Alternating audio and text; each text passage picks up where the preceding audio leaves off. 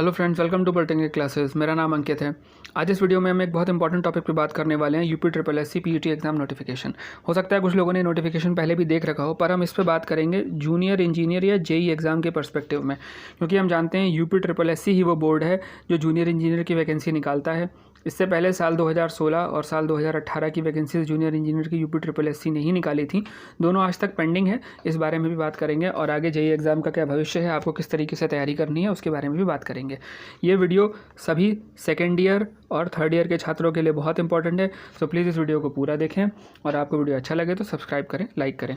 एक चीज़ और बता दूं, हमारे चैनल पे, यूट्यूब चैनल पे सिविल, मैकेनिकल और इलेक्ट्रिकल की फ्री लाइव क्लासेस चलाई जा रही हैं सभी सब्जेक्ट्स की, तो आप उसको भी देख सकते हैं। इसके अलावा हमारा टेलीग्राम चैनल ज्वाइन करके आप उसकी फ्री PDF भी प्राप्त कर सकते हैं, लिंक आपको डिस्क्रिप्शन में मिल जाएगा।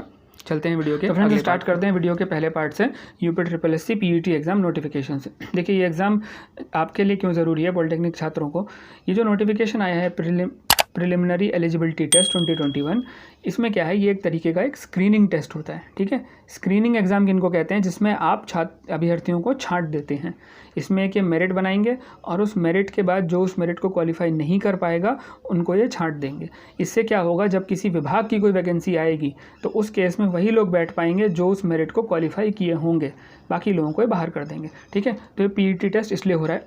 और एक चीज़ बता दूं, समूह गा की भर्तियां ही वो हैं जिसमें आपका जूनियर इंजीनियर का पद आता है। ठीक है, और इससे पहले 2016 और 2018 में यूपी ट्रिपल एस सी द्वारा ही 2 पेंडिंग वैकेंसियाँ हैं। वैसे तो इससे पहले भी आई हैं, आप चेक कर सकते हैं। यही सारी वैकेंसियाँ यूपी ट्रिपल एस सी ने ही निकाली थी, और यूपी ट्रिपल एस सी ही वो बोर्ड है जो आपकी जूनियर इंजीनियर की वैकेंसियों को निकालता है और भरता है। ठीक है, तो अगर आपका पीईटी लागू हो रहा है तो वो पीईटी जूनियर इंजीनियर पर भी लागू होगा, और आपकी जब भी भर्तियाँ आएंगी तो आप अगर ये एग्ज़ाम क्वालिफाइड रहेंगे तभी आप वो एग्ज़ाम, जो विभाग का एग्ज़ाम आएगा, दे पाएंगे, अदरवाइज़ नहीं दे पाएंगे। ठीक है, यहाँ पर देखिए लिखा भी है, उत्तर प्रदेश अधीनस्थ सेवा चयन आयोग की परिधि में आने वाले समूह गा के समस्त पदों पर चयन हेतु भविष्य में द्विस्तरीय परीक्षा प्रणाली के आधार पर चयन संबंधी कार्रवाई की जाएगी। द्विस्तरीय समझ रहे हैं, जो मैं अभी आपसे बोला कि पहला स्क्रीनिंग और उसके बाद जो आपका मेन एग्ज़ाम होगा जो कि किसी विभाग द्वारा निकाला जाएगा। ठीक है, अब आगे ज़रा बात करें इसके बारे में। इस एग्ज़ाम के लिए अर्हता क्या है। ठीक है, मैं अभी मोटी मोटी बात कर रहा हूँ, मैं ज़्यादा डिटेल में नहीं जा रहा हूँ, नहीं तो ये वीडियो काफ़ी लंबा हो जाएगा। मुझे इसमें 2 पॉइंट्स क्लियर करने हैं। अगर आप लोग कहेंगे तो मैं इस पर डिटेल वीडियो अलग से बना दूंगा। ठीक है, ऑनलाइन आवेदन की अवधि और तिथि मैंने आपको बता दी। प्रारंभिक अर्हता की अनिवार्यता, देखिए इसमें प्रारंभिक अर्हता जो है वो है हाई स्कूल। ठीक, तो आप में से अधिकतर लोग, क्या सभी लोग जो डिप्लोमा किए हैं सारे हाई स्कूल किए हुए हैं, तो इस केस में जितने भी हाई स्कूल पास बच्चे हैं वो इस एग्ज़ाम को दे सकते हैं। पर आपके यहाँ थर्ड ईयर वाले तो देंगे, मेरी राय है सेकेंड ईयर वाले छात्र भी इसको बहुत ध्यान से समझें। आपका जो इस पीईटी एग्ज़ाम का जो स्कोर कार्ड है वो 1 साल तक वैलिड रहेगा। ठीक, इसका एक स्कोर कार्ड रिलीज़ किया जाएगा, उसके आधार पर ये 1 साल तक वैलिड रहेगा। अगर आप सेकेंड ईयर में पीईटी एग्ज़ाम क्वालिफाई कर लेते हैं, उस केस में क्या होगा, आगे आने वाली साल में जब आप थर्ड ईयर में पहुंचेंगे और आप थर्ड ईयर परस्यू कर रहे होंगे, उस साल अगर कोई वैकेंसी आएगी तो आप उसको भर सकते हैं। अधिकतर वैकेंसीज़ जब आती हैं तो उसमें लिखा होता है परस्यूइंग स्टूडेंट्स को अलाउ कर दिया जाता है, जो करेंटली रनिंग सेशन में होते हैं फाइनल ईयर में, उनको अलाउ कर दिया जाता है। अगर अभी पीईटी एग्ज़ाम हो रहा है तो भर्ती तो इसके बाद ही आएगी ना, और इस सेमेस्टर के बाद तो आपका वैसे भी अंतिम वर्ष शुरू हो जाएगा। तो अगर आप ये पीईटी नहीं भरेंगे तो कब भरेंगे, जब ये एग्ज़ाम हो जाएगा, इसके बाद भर्ती हो जाएगी, जब अगला पीईटी होगा आप तब भरेंगे। तो इन सब में करीब 2 साल का लगभग समय लग जाएगा आपको। ठीक है, तो मेरी राय है सेकेंड ईयर वाले छात्र भी इसको सीरियसली लें, और इस पीईटी एग्ज़ाम का सिलेबस बहुत बेसिक है, मैं आगे उस पर भी डिस्कशन करूँगा, तो आप इस चीज़ को ध्यान से देखें। देखिए इसके बाद इसमें आयु सीमा क्या है। आयु सीमा इसमें आपको 1 जुलाई 2021 को 18 वर्ष की उम्र पूरी कर लेनी चाहिए। ठीक है, तो आप में से अधिकतर लोग 18 वर्ष की उम्र पूरी कर चुके हैं। अधिकतम आयु इसमें 40 है, तो 40 से तो खैर डिप्लोमा स्टूडेंट्स का मतलब नहीं है, ये एज ग्रुप बहुत ज़्यादा हो गया। तो आपको मिनिमम 18 वर्ष का होना चाहिए, तब आप इस परीक्षा को दे पाएंगे। ठीक है, इसके बाद और इसमें आगे देखें तो आरक्षण इसमें वैसे ही जैसे यूपी गवर्नमेंट देती है पीछे। परीक्षा योजना अभी कोई आई नहीं है, जब आएगी तो नोटिफिकेशन आएगा, मैं बिल्कुल ग्रुप पे वीडियो डालूंगा उसका।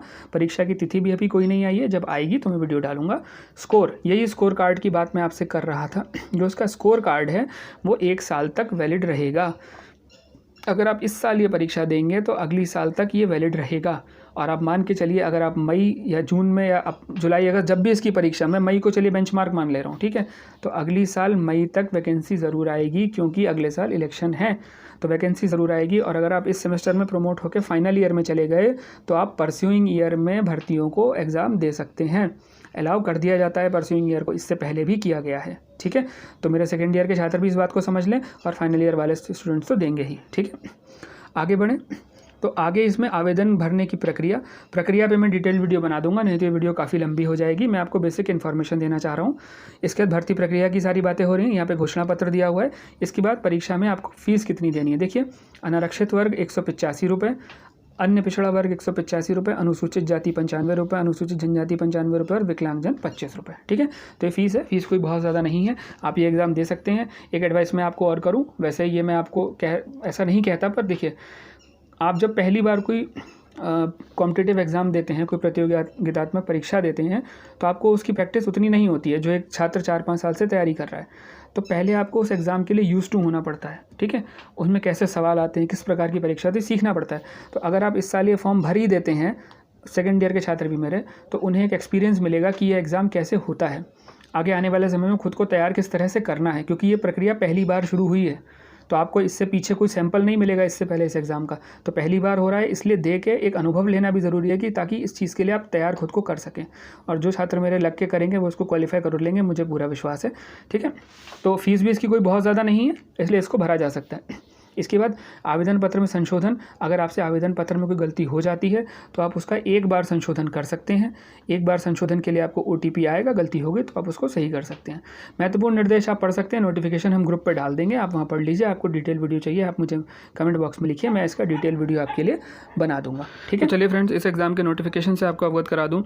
इसमें प्रश्नों की संख्या होगी 100, अवधि होगी 2 घंटे की और पूर्णांक होगा 100, मतलब प्रत्येक प्रश्न होगा 1 नंबर का, ठीक है। इसके अलावा इसमें टॉपिक वाइज बात करें तो भारतीय इतिहास पूछा जाएगा 5 नंबर का, आप टॉपिक्स इसके पॉज करके देख सकते हैं। दूसरा टॉपिक है इसमें भारतीय राष्ट्रीय आंदोलन, ये पूछा जाएगा 5 नंबर में। अगला आपसे भूगोल पूछा जाएगा 5 नंबर में। इसके बाद आपसे भारतीय अर्थव्यवस्था पूछी जाएगी, ये भी आपसे 5 नंबर में ही पूछा जाएगा। और आगे बढ़ें तो इसके बाद आपसे पूछा जाएगा भारतीय संविधान लेकिन लोक प्रशासन, ये भी 5 नंबर में पूछा जाएगा। इसके बाद सामान्य विज्ञान भी आपसे पूछा जाएगा 5 नंबर में। प्रारंभिक अंकगणित, ये भी 5 नंबर में आएगी। इसके बाद सामान्य हिंदी, ये भी आपसे 5 नंबर में आएगी। कोई टॉपिक अगर आपको देखना हो तो आप वीडियो को पॉज करके देख सकते हैं कि इसके अंदर कितने कितने टॉपिक हैं। अगला देखें तो इसके बाद आपसे सामान्य अंग्रेजी ये पूछी जाएगी 5 नंबर में। तर्क एवं तर्क शक्ति पूछी जाएगी 5 नंबर में। जो तर्क शक्ति है यही कहलाती है रीजनिंग, ठीक है। और सामान्य अंग्रेजी ये 10th लेवल की होगी, ठीक। और नीचे देखें तो आपसे पूछा जाएगा सामायिकी या करंट अफेयर्स 10 नंबर में, सामान्य जागरूकता 10 नंबर में। और नीचे चलते हैं तो आपको मिलेगा अपठित गद्यांश 10 नंबर में। यहाँ पर 5 प्रश्न पूछे जाएंगे 2-2 नंबर के, ठीक है। और आगे बढ़ें तो इसके अंतिम पार्ट में हम देखेंगे ग्राफ की व्याख्या एवं विश्लेषण 10 नंबर में। इस पर आपसे 5 प्रश्न पूछे जाएंगे 2-2 नंबर के। अगला है तालिका की व्याख्या एवं विश्लेषण 10 नंबर में, इसमें भी आपसे 5 प्रश्न पूछे जाएंगे 2-2 नंबर के। कुछ और चीज़ें मैं आपको क्लियर कर दूँ कि ये NCERT की किताबों का 12th लेवल का पेपर होगा, इससे ऊपर आपसे क्वेश्चन नहीं पूछे जाएंगे। डिफ़िकल्टी लेवल इसका मैक्सिमम यही होगा। ऑब्जेक्टिव क्वेश्चन होगा, देखिए यहाँ पर आप देख रहे हैं वस्तुनिष्ठ प्रकार का ऑब्जेक्टिव क्वेश्चन होगा। इसके अलावा इसमें नेगेटिव मार्किंग होगी 1/4 की, मतलब अगर आप 1 क्वेश्चन गलत करेंगे तो आपका 1/4 नंबर कटेगा। अगर आप 4 क्वेश्चन गलत कर देंगे तो आपका 1 नंबर पूरा कट जाएगा, ठीक है। और 100 नंबर का पेपर है तो उससे आप कैलकुलेट कर सकते हैं। इसके बाद एक चीज़ इसमें और बता दूँ, इसमें नॉर्मलाइजेशन भी लगाया जा रहा है।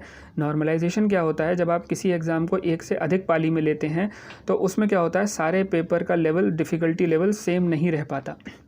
ऐसे में कोई पेपर आसान आ गया, कोई पेपर कठिन आ गया तो आसान वाले में छात्रों के नंबर ज़्यादा आ जाते हैं और कठिन वाले में नंबर कम रह जाते हैं। तो ऐसे में इनको बराबर करने के लिए नॉर्मलाइजेशन का एक फार्मूला होता है, जिसको लगा के जिनका पेपर आसान होता है उनके नंबर कुछ कम कर दिए जाते हैं और जिनके नंबर पेपर कठिन आता है उनके नंबर कुछ बढ़ा दिए जाते हैं।